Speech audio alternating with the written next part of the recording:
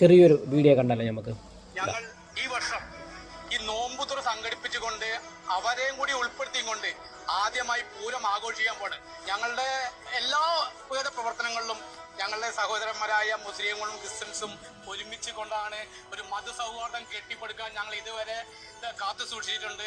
ശ്രീ ബാലഭദ്ര ദേവി ക്ഷേത്രം കിഴക്കുദേശ കമ്മിറ്റിയുടെ 24ാമത്തെ വർഷത്തെ പൂരമാണ് നാളെ ആഘോഷിക്കാൻ പോകുന്നത്.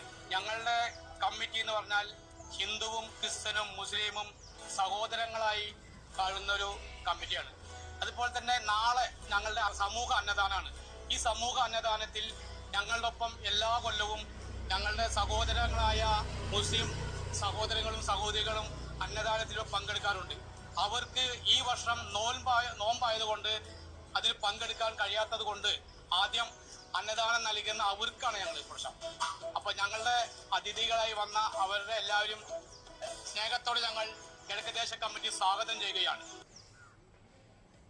ഇവിടെ ജാതി വിഷയമുണ്ടാക്കി വർഗീയത പറഞ്ഞ് ജനങ്ങളെ ഭിന്നിപ്പിക്കാൻ നടക്കുന്നവർ പരാജയപ്പെട്ടു പോവുള്ളൂ, യാതൊരു സംശയമില്ല. ഷൊർണൂർ പൂരത്തിൻ്റെ അന്ന് 24ാമത്തെ വർഷം കഴിഞ്ഞിരിക്കുകയാണ്.